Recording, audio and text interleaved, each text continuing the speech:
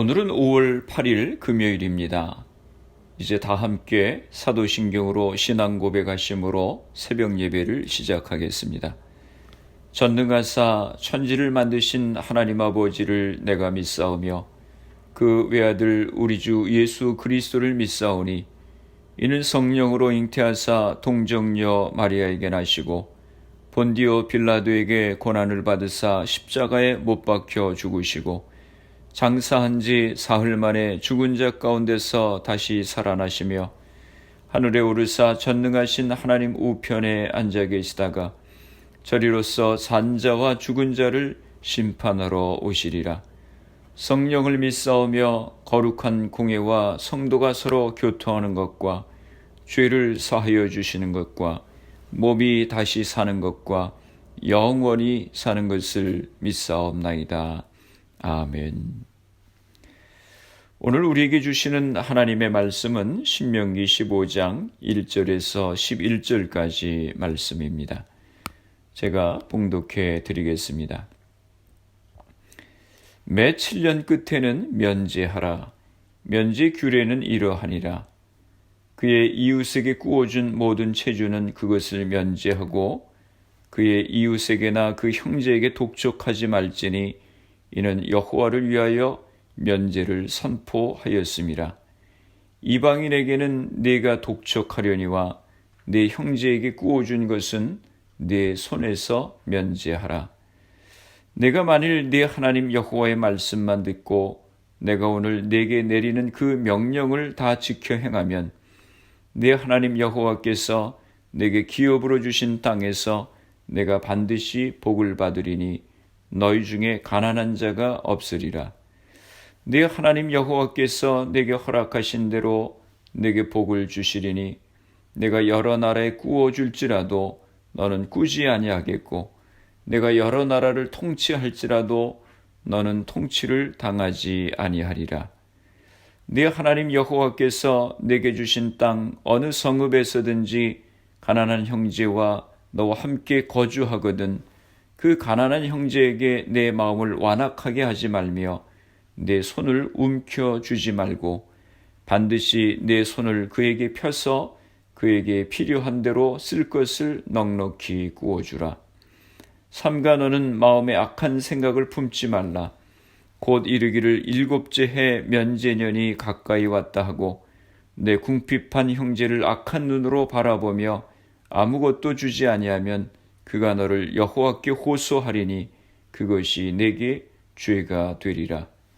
너는 반드시 그에게 줄 것이요 줄 때는 아끼는 마음을 품지 말 것이니라. 이로 말미암아 내 하나님 여호와께서 내가 하는 모든 일과 내 손이 닿는 모든 일에 내게 복을 주시리라. 땅에는 언제든지 가난한 자가 그치지 아니하겠으므로 내가 내게 명령하여 이르노니 너는 반드시 내 땅 안에 내 형제 중 곤란한 자와 궁핍한 자에게 내 손을 펼지니라. 아멘. 할렐루야. 지난밤도 평안한 밤 되셨지요? 한국에서는 오늘이 어머니 날입니다. 우리는 이번 주일이 어머니 날이지요. 모든 어머니들을 축복합니다. 여러분의 수고와 헌신과 사랑으로 가정이 세워졌습니다. 모든 어머니들의 수고에 하나님의 축복이 임하시기를 기원합니다. 오늘 말씀은 안식년의 면제 규례에 관한 말씀입니다.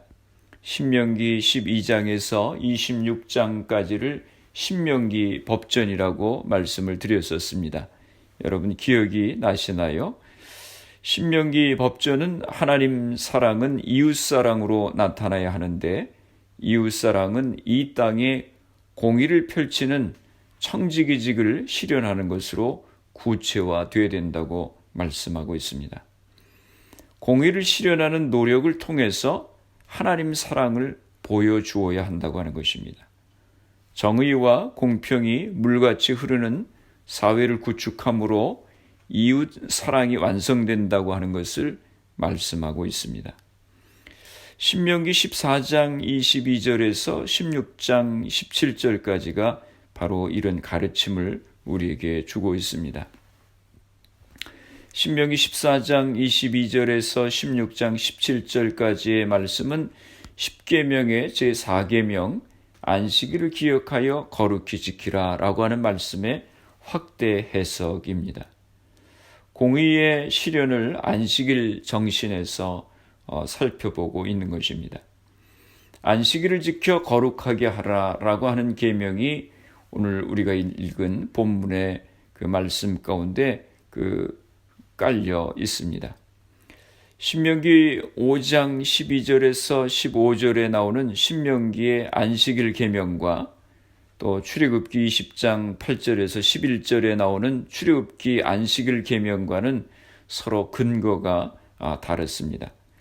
출애굽기 안식일 계명은 출애굽기 20장 11절에 보면 내가 엿새 동안 하늘과 땅과 바다와 그 안에 있는 모든 것을 만들고 이렛 날에는 쉬었기 때문이다 라는 그 말씀에 근거하고 있습니다. 그런데 신명기 안식일 계명은 신명기 5장 15절에 보면 너희가 이집트 땅에서 종살이를 하고 있을 때에 주 너희의 하나님이 강한 손과 편팔로 너희를 거기에서 이끌어내었으므로 주 너희의 하나님이 너희에게 안식일을 지키라고 명한다라고 하는 말씀에 뿌리를 두고 있습니다. 신명기에서 안식일 준수는 역사 속에서 실천하는 자유와 해방에 기초하고 있습니다.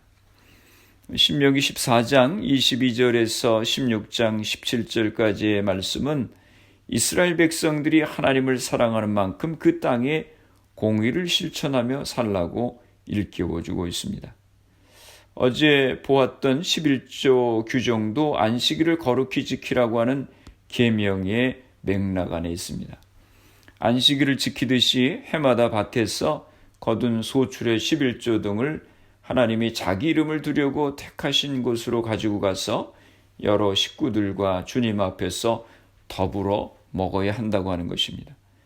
그렇게 해야 되는 이유는 이스라엘이 종살이의 압박과 서름에서 해방된 백성이기 때문입니다. 안식일에 이스라엘이 자유와 해방과 구원의 감격을 재현해야 했듯이 매해 이스라엘은 11조를 드리는 삶을 통해서 하나님이 그들에게 복을 내려주셨다고 하는 것을 과감하게 드러내야 하는 것입니다. 오늘 우리가 읽은 본문 5장 1절에서 11절까지는 안식년 규정입니다. 매 7일마다 거룩하게 지키는 날을 우리가 안식일이라고 부릅니다. 그런데 매 7년마다 거룩하게 지키는 해는 안식년입니다. 오늘 본문에는 안식년을 면제년이라고 그렇게 부르기도 합니다. 1절에서 3절까지 말씀 세 번역으로 읽어드립니다. 매 7년 끝에는 빚을 면제하여 주십시오.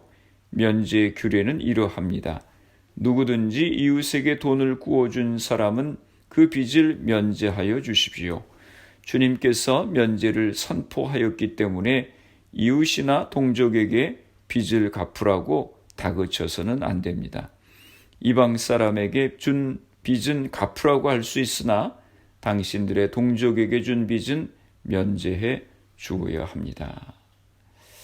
매 7년 끝에는 빚진 자의 빚을 면제하라고 명령합니다. 본문에는 빚진 자의 아픔이나 억울함이 전혀 소개되어 있지는 않습니다. 그러나 그 행간에는 그들이 호소하는 탄식이 강하게 들려오고 있습니다. 그래서 채주에게 돈을 구워준 사람에게 강력하게 호소합니다. 면제해 주십시오.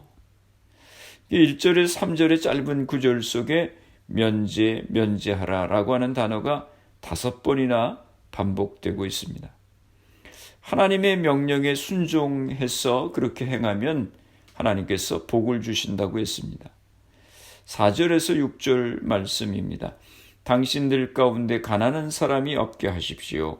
그러면 주 당신들의 하나님이 당신들에게 유산으로 주어 차지하게 하시는 땅에서 당신들이 참으로 복을 받을 것입니다.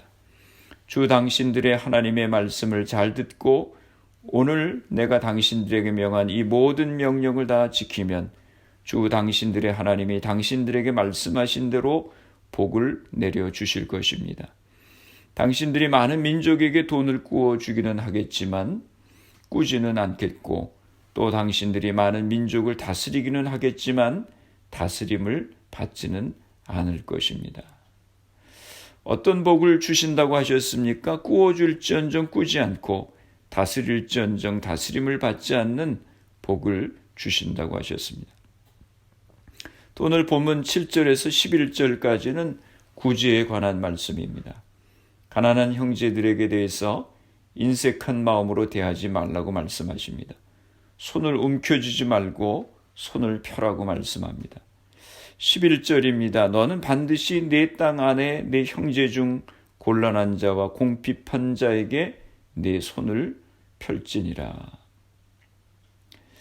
그러면 하나님께서 그 복을 주시겠다라고 말씀합니다.